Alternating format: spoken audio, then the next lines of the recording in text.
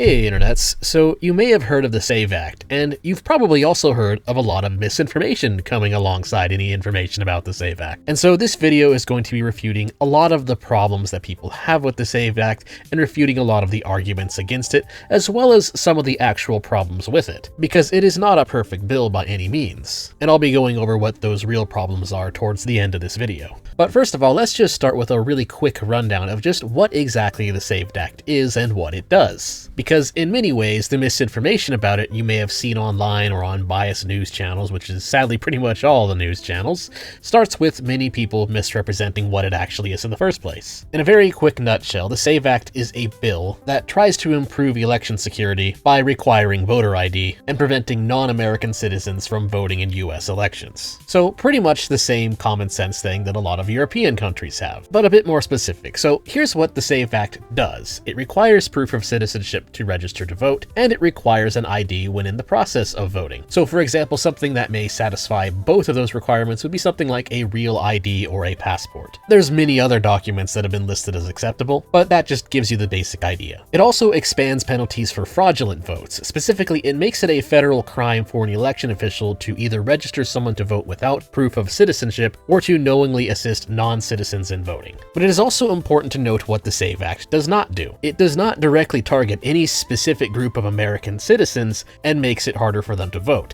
at least not in a way that is subject to the question of the equity fallacy. It also doesn't actually require people to buy anything to vote. Well, sort of. It leaves that up to the states. So for instance, if a state wants to make a free ID option that would satisfy these new requirements, there's nothing in the SAVE Act that's actually preventing those states from doing so. In fact, it very specifically leaves it up to the states. So it doesn't actually include any kind of minimum fee or cost that would have to be involved in registering to vote. It also does not make it so married women can't vote. I'll get more into that one a bit later. It also doesn't actually reduce or take away voting rights from anyone. So this isn't any kind of abolition of universal suffrage or anything like that. In fact, really the only purpose of the SAVE Act is to just enforce the current laws on who's allowed to vote. It doesn't actually make any changes in that regard. And so then you might ask, okay, so why is this such a big deal?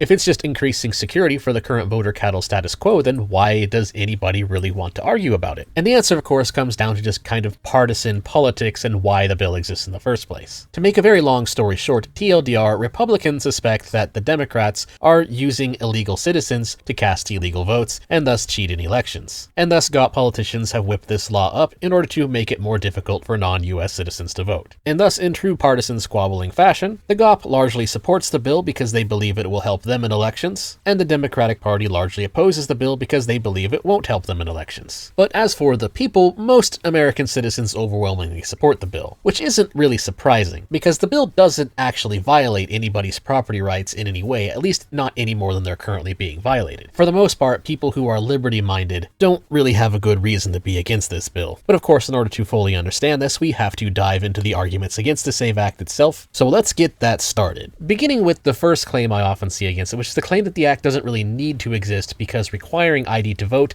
doesn't improve election security in any way. Or in other words, the claim that the elections are already quote-unquote safe and secure, that there's already very little fraud, and therefore there's no need to increase the security. And the problem with this is that I found most of the studies that claim this to be very unconvincing in their methodology. The reason, of course, is because when you have mail-in voting without any kind of identification whatsoever, once you drop that vote in the ballot box, it's actually very, very difficult to verify it. There really isn't any kind of efficient auditing process for it, at least not one that really works, because when you have these votes without any identification, they're just kind of assumed to be valid. You're not actually supposed to be able to trace them because votes are supposed to be anonymous, which means you don't actually have a way of really verifying whether or not it was safe and secure. What these studies effectively do is they just look at the total number of fraud actually detected, which is total nonsense. And here's a really good analogy to explain why. Imagine if you live in the woods and you want to know how many foxes appear in your backyard every night. And over the course of a year, you have two different strategies for this. Strategy one is that you just simply have a video camera with night vision in your backyard backyard, and you use that to track how many foxes appeared in the video footage. Whereas in strategy 2, you not only have the video camera, but you also go out and look for forensic evidence. So for example, going out and looking for droppings in your backyard, or looking for any kind of new fox tracks in your backyard, etc, etc. And so in the data over the course of the year, you naturally find that on nights where you went out and looking for the forensic evidence in addition to the video footage, you discover that you found more foxes appearing in your backyard overnight. Now, does this mean that there actually were more foxes on those nights? No, of course not. That's absolutely silly. You found more foxes because you simply did more work to look for them. But imagine if someone tried to argue the opposite. What if someone unironically tried to convince you that on the nights you found less foxes, specifically the nights where you only used video footage, then that must mean that there were less foxes on those nights? That would be a kind of insane argument, right? But the thing is, that's exactly where the logic is with this safe and secure elections. I've pointed this out before with the empiricist fallacy. You can't just assume that the data you've collected and the data available to you is the only relevant data that exists. And that's why it's dishonest to say that there's no evidence of any increased amount of invalid votes in the system of mail-in voting without any kind of ID. On a technical level, yes, it is pedantically true that they haven't found as much evidence as voter fraud in that scenario, but that's only because you have less ways to look for it. That doesn't actually prove anything. And also, in the context of the SAVE Act, this argument has an additional problem, which is that the SAVE Act adds security in another fashion. It's not just in the process of voting, but also in the process of registering to vote. Same problem. People against the SAVE Act will claim that there's no evidence of non-citizens registering to vote, with of course the real problem just being really lax laws in general, leading to less ability to even find out if that's actually happening. And this is something that someone going undercover actually can expose. An undercover agent went to a New York City elections office, told them he was Canadian, and then registered to vote anyway, and the elections worker just told him that it's not their job to report anybody when it comes to registering non-citizens to vote. So yeah, it's pretty obvious what's really going on here. The GOP accusation that Democrats may be using illegal votes to pad their election victories in major cities is unfortunately probably true. The reason we don't have major empirical evidence anyway of non-citizens voting isn't because it isn't happening, but because the systems in those cities appear to be designed to make it so that kind of evidence is very difficult to obtain in the first place. So it's the standard fallacy of not understanding that absence of evidence isn't necessarily evidence of absence. That's the basic problem with the claim that requiring ID to vote doesn't improve election security. It absolutely does, and all the attempts I've seen to argue otherwise just come across as deeply unserious gaslighting. So with that out of the way, we can now move on to the more direct arguments against the SAVE Act, which, from what I've found, most of the other arguments against the SAVE Act aren't really much better. They either appeal to utopia, or the equity fallacy, or they misrepresent the concept of quote-unquote fairness, or they're misunderstanding basic philosophy, or sometimes they're just flat out lying about the bill, or a combination of these things to various degrees. Thanks to my Discord, I found this video here which has a few of these arguments that have all been kind of rolled into one. I'll just roll a few clips. A lot of liberals claim that voter ID policies are racist. But how can that be? Is it racist that I have to show my ID when I buy alcohol? Is it racist that I show my passport at customs check? Is it racist that my uncle doesn't let Malaysian people into his deli? The answer to most of these questions is no. So then how can voter ID be racist? This is a current map of Alabama. It shows the DMV locations for each county. The counties with diagonal lines have DMVs open on 1 or 2 days of the month. The ones with crosses have no DMV at all. Basically, it comes down to not having time, not having money, or not having time because you need to work for the money that you don't have. The Department of Justice struck down a voter ID law in Texas because Texas has no driver's license offices in almost a third of the state's counties. Less than 25% of the offices have extended hours, which makes it tough for working voters to find a place and time to acquire ID. Enforcement of the voter ID law as to these electors has the effect of disenfranchising them through no fault of their own. Alright, so what does any of this have to do with race? Well, here's the stinger. The big reveal. The ultimate epiphany. Minorities are poor.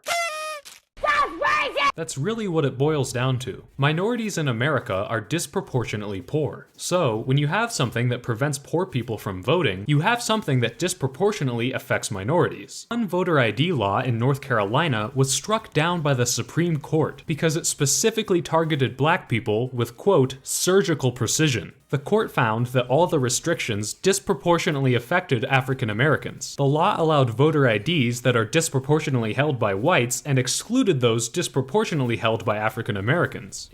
Okay, so first off, his basic argument is that voter ID is racist because minorities are more likely to be poor, and thus will have a more difficult time getting a voter ID for pretty much the same reason that poor people have a more difficult time pretty much doing anything. Not because of any kind of specific thing he can point to in the SAVE Act, though. In other words, this is just the equity fallacy. The idea that because a group of people is disproportionately affected in a negative way by something, well, that doesn't really prove that they're being discriminated against. And a big problem with his reasoning here is that he's appealing to this utopian concept of fairness that is actually impossible to obtain. One of the reasons the equity fallacy is such a bad argument is because perfect fairness resulting in equality of outcome isn't really possible due to our innate differences. And many of those differences are just due to our choices. And you can't control people's minds, so this isn't actually realistic. For example, even in states like my own state, Oregon, where voting is extremely simple, purely done by mail and ballots, and requires very little paperwork to register, people who live further away from a post office will still have a harder time voting. For instance, someone who's a mile away is going to have an easier time than someone 2 miles away, 3 miles away, etc. Right there, you have some tiny, minute difference between them that makes things slightly easier for somebody. And this isn't just being pedantic, it's completely reasonable. People living in rural areas often have worse infrastructure and mail delivery, often leading to delays in when they get their mail. And yet you don't really see anyone out there complaining about that this much. And of course, disabled people will have a harder time voting no matter really what you do. For example, people with dyslexia have to take more time out of their day to vote for the obvious reason that it's going to take them longer to read their ballot. And since time is money, they are therefore also at a monetary disadvantage just from that alone.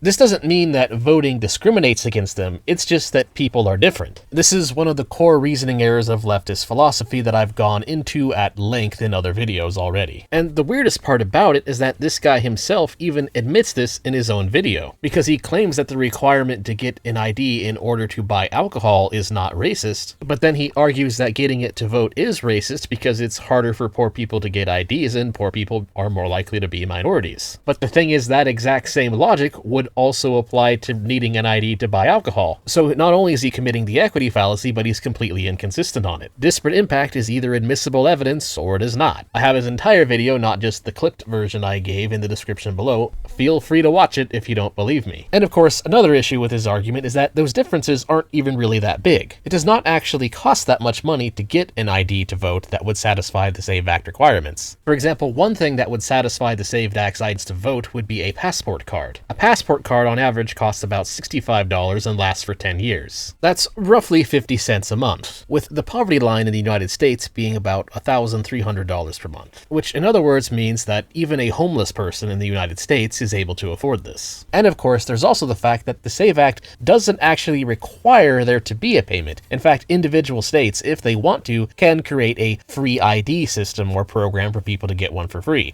Not that I agree with that, it's just important to point out that the SAVE Act doesn't actually cause the problem that he's complaining about. And what this ultimately means is that another very big problem with his argument, and really just people's arguments against the SAVE Act in general, is that they're an example of what I call molehilling, which you may have heard of in the phrase making a mountain out of a molehill. The difficulty in actually going along with the SAVE Act's requirements in order to be able to vote is very, very low, and is being very heavily exaggerated here. It's not even really a money thing, but more of a laziness thing. Even when we take into consideration what I think is his strongest argument, which is the fact that not everybody lives near a post office or a DMV where they can get an ID. The thing is, it's even then not that difficult, because with passports, you can renew online, which means you only have to do it once in your life. One time in your life, go over there and get yourself that ID if you want to vote. This is not hard at all in any meaningful way. And so we're really not looking at an issue of poverty here, but rather it's an issue of laziness. And the thing is, laziness is subjective. You can't control that. You can't command away any kind of disparate impact when you're talking about a subjective personality issue that deals with people's free will. And it's also important to point out an obvious qualitative factor that kind of additionally throws in a really big wrench into the reasoning here. A lot of the things that people decide to do with their time comes down entirely to just incentives. And so if it's required to get a certain specific ID like a passport in order to vote, people who care about voting, well, that just might make them more likely to get an ID, which means you don't actually even know if it's true or not if minorities will continue to be less likely to have an ID. Because there's been a change in the incentives, there will be a change in the human action. That's another interesting basic economics point that can be thrown into this. And so the claim that the SAVE Act will block eligible voters from being able to vote is also a bit of an exaggeration. It doesn't actually block people from voting. It's again really just adding another little molehill in the way in order to make fraud more difficult. So it won't actually block people from voting, it'll just make people who currently don't have an ID that satisfies the SAVE Act, they'll just think about and ask themselves the question, okay, how much do I personally care about voting? Do I care enough to jump past this tiny hurdle? And a lot of them, if they care about voting, will do it. And so it's entirely just personal choice and what you personally care about. It's very intellectually dishonest to call that quote-unquote blocking people from voting. But besides the equity fallacy and leftists just having a very difficult time understanding human action, the real final nail in the coffin for claiming that the SAVE Act or voter ID in general is lay racist is a very similar fallacy to what I see in the IQ discussion. A lot of times libs will point to the IQ map and how the IQ world map is flawed, but then they'll kick that into overdrive and go with the insane claim that that means that IQ in general is a flawed metric just because it's sometimes used by racists, which is not valid reasoning. Just because misuse of thing exists does not mean thing entirely in itself is invalid. And they're doing the same thing with voter ID here. But that doesn't follow, even if we were to assume that that one instance in North Carolina that he talks about was indeed an instance of them using voter ID to be racist, which arguably it actually wasn't. But let's just pretend that it is for the sake of good faith. Even if that specific instance was indeed intended to target black people, that doesn't mean that every instance of it afterwards is also the same problem. And we can definitely tell this from the SAVE Act by simply reading it. It accepts real IDs so long as it's a real ID that proves that the person is a citizen of the United States. It accepts US passports. It accepts military IDs as long as you also have a record showing you were born in the US, or really just any valid government-checked ID that shows that you were born in the United States. So this isn't designed to target the specific IDs that lay black people do not have. Rather, it is targeting the type of IDs that people who are not citizens of the United States disproportionately do not have, because the point of the bill is to make it harder for non-citizens to vote, which is perfectly reasonable. Anyway, the next thing I'd like to refute is something I mentioned a bit earlier in the video, which is the claim that it's going to block married women from voting. Like I saw one claim from American Progress that up to 69 million women have taken their spouse's name and it doesn't match their birth certificate, and thus the SAVE Act would prevent them from voting. Now, I've looked at research and data claims from these guys before, and to put it very simply, they're not exactly honest. That's really the nicest way I can put it. And yet, a lot of people seem to be parroting this claim. A lot of people in the media are claiming it, a lot of other civil rights groups are claiming it. So I looked into it a bit and found that once again, it is extreme exaggeration and an example of molehill rhetoric. For one thing, the SAVE Act only really applies to new voter registrations or updates. So it doesn't really do anything to any married women who already have a valid registration to vote. But more importantly, this would only actually negatively impact any married woman who would try to register to vote using only her birth certificate. So any married woman who already has a valid real ID that matches her current name and is a real ID that proves US citizenship, really pretty much any kind of identification that proves citizenship, with again a passport probably being the best bet because that is an ID that is generally used to prove citizenship, and again, as I mentioned earlier, that's not a hard thing to get. They're not that expensive. The idea that, again, something that even a homeless person can afford will somehow block a married woman from being able to vote is, quite frankly, just completely ridiculous. But even then, in the worst case scenario, where a married woman doesn't have any of that kind of documentation whatsoever, and for some reason can't just get a passport, the SAVE Act requires the states to have some kind of process to deal with discrepancies in documentation. So for example, married women who have different last names now than their birth certificate can now just use a marriage certificate instead. That's one example of something that would satisfy the SAVE Act requirements here, which many states like Arizona, for example, already do. So then I checked what Center for American Progress had to say about this line, and not only did they not mention it, but they told a pedantic lie about it to try and pretend like it didn't exist, claiming the legislation does not mention the potential option for these Americans to present change of name documentation or a marriage certificate in combination with a birth certificate to prove their citizenship, which is completely false. The SAVE Act absolutely does do this and actually requires states to do that. It just doesn't specifically use those names, rather just leaves it up to the states to decide what to do for those document discrepancies, but it does require them to do something about it. Which honestly though, this kind of lie of omission isn't too surprising coming from these people. If you're familiar with the CAP, they are a socialist adjacent far left think tank who just lie. They spread ridiculous lies about things that they view as going against their revolutionary mindset and are known for pedantry and taking data out of context to accomplish this. That's one additional thing I'd like to point out for you all in this video. When you see this CAP sign with an AmericanProgress.org URL linking to some study about some data with some claims, there is a 99% chance that it is just pure nonsense. But in this instance, TLDR, it appears the whole married woman won't be able to vote narrative is just propaganda and nothing else. So let's just move on to something else, something a bit more insidious in its rhetoric. Specifically, I'm talking about this kind of Democrat politician rhetoric claiming that the bill, the SAVE Act, is just Jim Crow 2.0, implying that the SAVE Act is some kind of state-mandated discrimination law. And of course, they're basing that entirely on a disparate impact, which is kind of related to the equity fallacy argument I went over earlier, but this one's more specific in its rhetoric, because not only does this commit the equity fallacy, but it's trying to kind of lie by implication, implying that the law itself actually creates an actual real law that targets people based on their identity, which if you read the whole bill, it absolutely does not. In fact, it very specifically goes out of its way to not do so. So this rhetoric is more or less just kind of a flat out lie than a real argument. And what I mean by that is it's probably pretty reasonable to suspect that the people saying this argument themselves don't actually believe it. And the big tell is that even some Democrat politicians are breaking rank and going against this rhetoric and admitting that it's a little bit dumb. Chuck Schumer appears to be the one who's mainly dubbed this legislation the Jim Crow 2.0, claiming that it is more voter suppression. And Fetterman, along with a few other Democrats, are just going, yeah, I don't think so. He specifically stated, I would never refer to the SAVE Act as like Jim Crow 2.0 or some kind of mass conspiracy, which is a pretty straightforward way to put it. That's the main problem with the rhetoric of calling it Jim Crow 2.0. It suggests that there's some kind of secret plot here where if you read the bill, it just isn't there. It's just flat out 100% not true. Now, lastly, I'd like to go over an argument that is a little bit better than the ones I've already gone over, but still flawed. And this is what I've seen as kind of a libertarian argument against the SAVE Act, that this act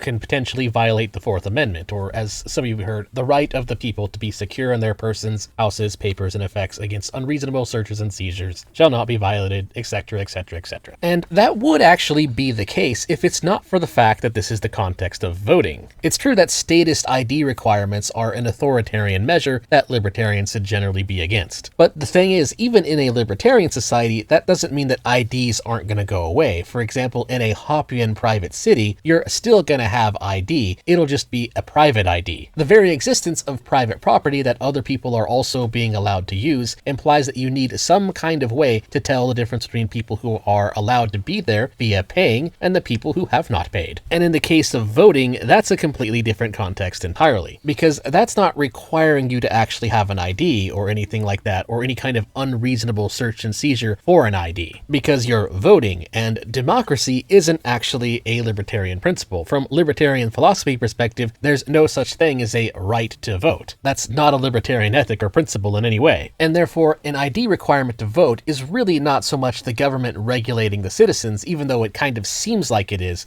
It's actually the government regulating itself, which is not something that on its face libertarians should be concerned with, because it is not the same thing at all as, say, regulating a private company, which from the standpoint of libertarian philosophy violates the NAP. Rather, instead, when it comes to government regulating itself, you then have to step back and ask yourself a question, okay, is this the government regulating itself in a way that reduces government, or the government regulating itself in a way that increases government? And the thing is, when you think about it, this is actually a reduction in government. And you realize this when you consider what democracy actually is. Democracy is essentially the idea that the rule of law and the NAP can be violated and dictated if enough people agree to it. This is why many those of us on the far libertarian right, like Hoppians like myself, aren't exactly big fans of democracy. Democracy, entirely from an ethics standpoint, allows A and B to rip off C so long as they agree with it. And we see it all the time in how people vote for taxes, and people vote for Gibbs-me-dats, and people vote for a whole bunch of things that have absolutely nothing to do with property rights. With people regularly voting for more free stuff, which of course can only be paid for by taxation, aka the theft of other people, regardless regardless of whether or not those people paying the taxes also agree to the free stuff program that they created. And of course, we're stuck in this democratic system, whether we like it or not, but that doesn't mean we can't at least improve things, because when you look at it from a statistics standpoint, let's say that you are in a democracy where it's just you and 2 other people, which means that you effectively have a 1/3 stake in this democracy. Next, let's increase it to 10 people. Well, now you have a 1/10 stake in this democracy. In other words, the percentage power that you have against this democratic unjust system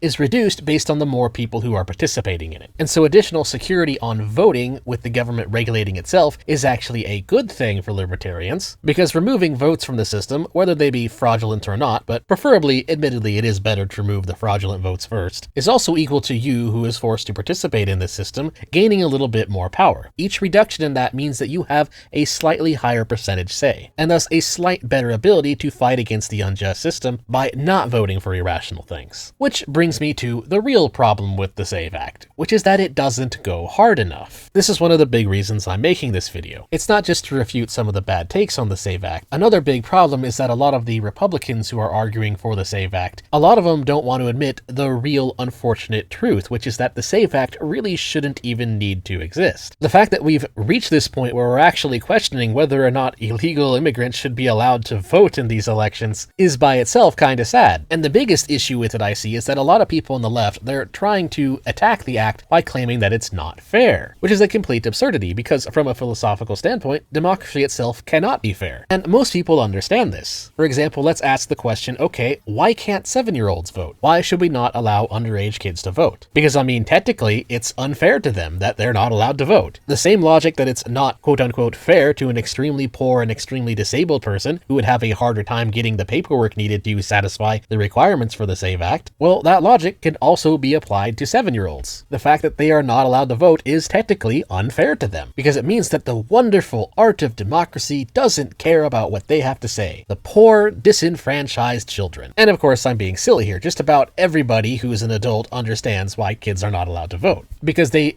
aren't mature enough to understand what it is they're voting for. But the thing is, when you admit that, you're also admitting that fairness doesn't really matter in terms of what actually works for society. Something being fair or not fair actually often has very little to do whether it is good or not good in terms of whether or not it actually works. Allowing children to vote would be arguably fair to them, but it wouldn't work. And why wouldn't it work? And the answer, to put it simply, is because equality isn't really a thing. Ordinarily, yes, the government forcing citizens to buy something is a policy that libertarianism, both as a philosophy and as a political movement, would ordinarily be against. But the government isn't actually forcing anyone to buy anything here with the SAVE Act. They're just requiring it to vote. And right to vote is not only, again, not a libertarian principle, but rather universal suffrage is something those of us on the libertarian right, or really anybody who cares about real liberty and truth, should be actively against. Now, is that fair? No, but it definitely works. Democracy really is just an alternative economic system where, instead of pure free market, where people can spend their resources voluntarily on whatever they so choose,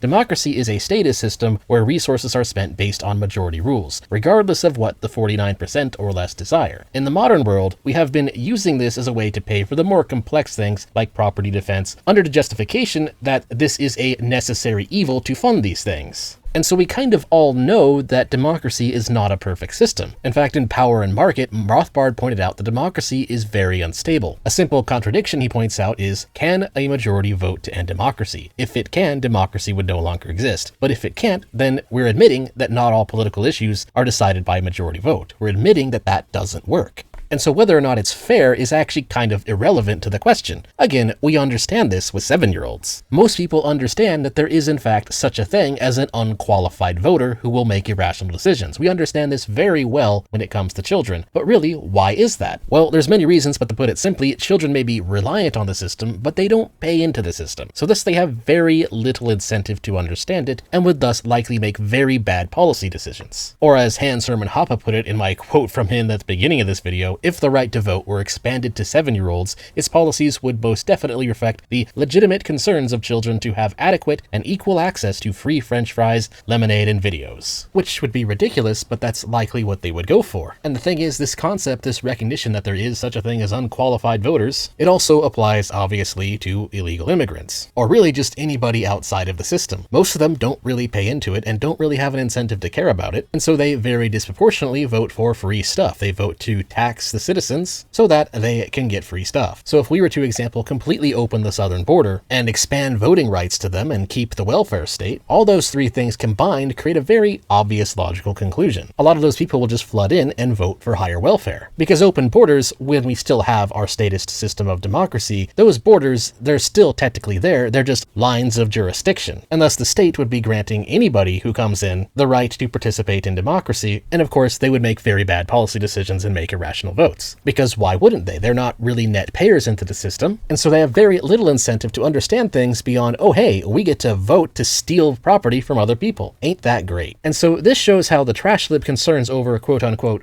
fairness is in contradiction. It may not be fair to exclude certain groups from voting, but it also isn't fair to the people who are forced to go along with bad policy decisions made by groups who on average don't make good decisions due to having no incentive to do so. And this gives us a good idea of what democracy should be as long as we're stuck with a democracy, which is that we should recognize that those who are not paying into the system in general are unqualified voters. We should understand that as long as you have a democracy, voting should be a privilege, not a right. For the same reason you shouldn't trust a 7-year-old child to not vote for stupid stuff, why would you trust a completely uneducated person with an IQ of 70 to not vote for stupid stuff? Why would you trust an economic migrant who's simply coming into a first world country in order to get some gibs to not vote for stupid stuff? And so this gives us an idea of what a better SAVED Act would be, which is to recognize that voter disenfranchisement is in fact a good thing, at least to some degree. It is a good thing to add some hurdles to voting that makes it so that people who only actually care about voting will vote, but also what they really should be doing is returning things to how it used to be. Because the thing is, the founding fathers understood this. This is something that's really missing from political conversation these days. Back in the day, voting rights weren't really rights. They were privileges based on property ownership and direct tax payments. Was that fair? Well, no, it wasn't fair, but it certainly worked a lot better, at least in terms of fiscal responsibility. Today, government spending is absolutely out of control. Voters have voted the non-productive class to be responsible for up to 40% of GDP. But back during the 1800s, it was only averaging about 4 to 7% of total GDP. This definitively shows what universal suffrage actually does. It just allows for unqualified voters who will vote to balloon the size of the state, until ultimately the state controls every aspect of our daily lives. Is universal suffrage fair? Well, kind of, but also kind of not really. The real problem is that it just doesn't work. So then what would be a smarter thing for the SAVED Act to do? Again, if we're to be stuck with democracy, what should it actually do? And the answer is really simple. Only those who pay into the system should be allowed to vote. Again, that wouldn't be fair in terms of what you call fairness, but again, fairness here is a contradiction. It wouldn't be the best, it wouldn't be perfect, but it would be a better step in the right direction